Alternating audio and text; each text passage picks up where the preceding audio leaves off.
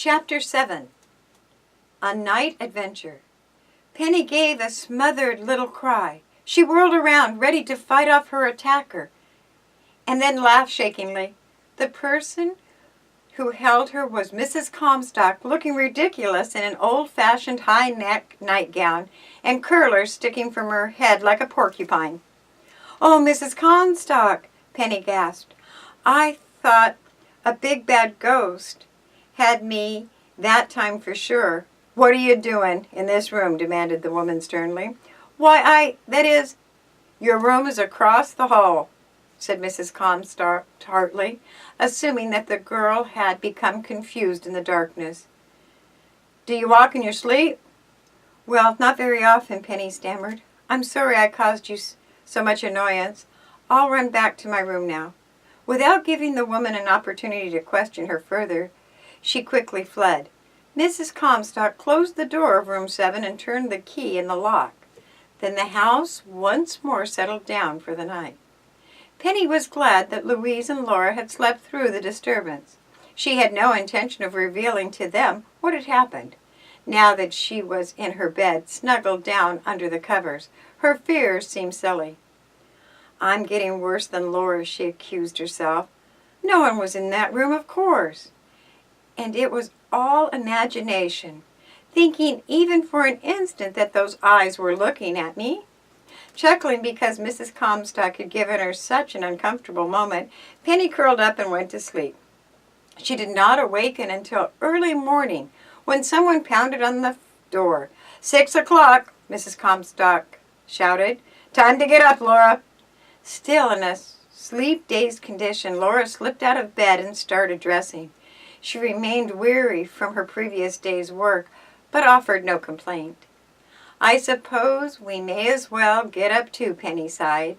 She washed her face and hands in ice-cold water from the white porcelain pitcher and combed her hair.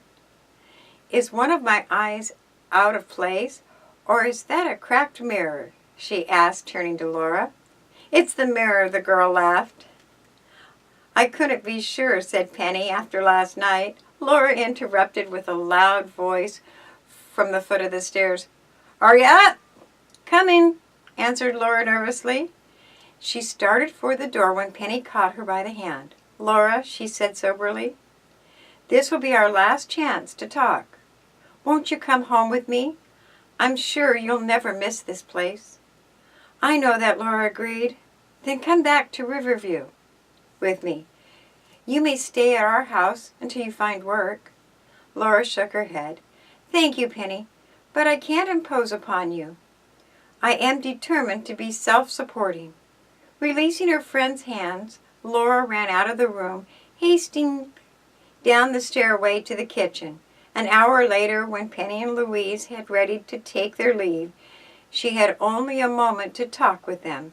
"I appreciate your help more than I can say," she declared, "and I'll miss you both terribly. This house will be a morgue." "Louise and I will run down to see you now and then," Penny promised. "And remember this, if you should need us for any reason, don't hesitate to send us word." "I'll remember," Laura said. Penny had made up her mind to talk to Lem Var again, so the girls went next door for breakfast. The man did not seem very glad to see them, nor was he in a conversational mood. Perhaps suspecting their purpose in calling, he remained in the kitchen after serving them. "I'll bring him out of his den," Penny declared. Rapping on the table, she requested the man to bring her a second cup of coffee. He deposited it by her plate and started to retreat, but before he could escape, she said quickly, "Oh, Mr. Var, what was it you started to tell us yesterday? You remember when Gus Comstock came in." "Why, I don't recollect," the man responded evasively. "Don't recall I was going to tell you anything." "Something about the old mansion," Penny insisted. "Is it haunted?" "No, nothing like that." "Then what is all this mystery connected with room 7? Lem Var glanced quickly about to make certain no one was within distance of his voice. In low tones he said, "Gus won't like it, me telling you this, but I'll do it anyhow. Folks say a man disappeared in that house. From room 7, Louise demanded in astonishment. Yes. How long ago was it? Inquired Penny. Not so long ago, Lem answered, glancing uneasily towards the door. I oughtn't have told you this. There's no proof, and Gus denies it's true. Accuses me of trying to ruin his tourist business. Who was the man? Asked Penny. Couldn't tell you. Just a tourist who stopped there for a night. How do you know he vanished? I reckon I have eyes, Lem answered. For 2 days a brown sedan stood out in front of the mansion, and then it disappeared. Never did see hide nor hair of the old fellow who drove it there. When I'd ask Gus about it, he'd shut up tighter than a clam. Haven't the police investigated? Lem shrugged. No one's complained as far as I know. Anyway, there's no proof. What do you think became of the man? How should I know? Demanded Lem. Gus is an ugly one to get mixed up with. I figure on tending to my own business. Don't let on I told you this. He seemed so anxious that Penny gave up questioning. He was uncertain as to the truth of the story. While she did no doubt Lem's sincerity, she understood that he might have been mistaken, and he had intimidated. It would be a serious matter to make accusations against the Comstocks without definite proof that a man had disappeared from their home. She voiced this opinion to Louise after they had returned to the car. Yes, Lem dislikes Gus Comstock so heartedly, his eyesight may have been sharpened, Louise agreed. He may have imagined the whole thing. There's only one reason why I think differently, Penny said thoughtfully. What's that? The Comstocks have acted so queerly about room 7. Perhaps that's because the townspeople have been talking. Possibly, admitted Penny. Still, Gus has mentioned possible dangers several times. He seems afraid that Laura in the house has some fear that she will discover something. Last night, after you were asleep, I heard him talking with his wife again. What did he say? Oh, nothing we didn't know. Simply that he's opposed to having Laura in the mansion. I wish we weren't staying. So do I. But she's determined. Well, I suppose we may as well get started towards home. Penny drove the car through the business section of the hamlet and then suddenly applied the brakes. Now what? Demanded Louise in alarm. I've had a splendid idea, Penny cried. We'll pass Mudcat Joe's place on our way home.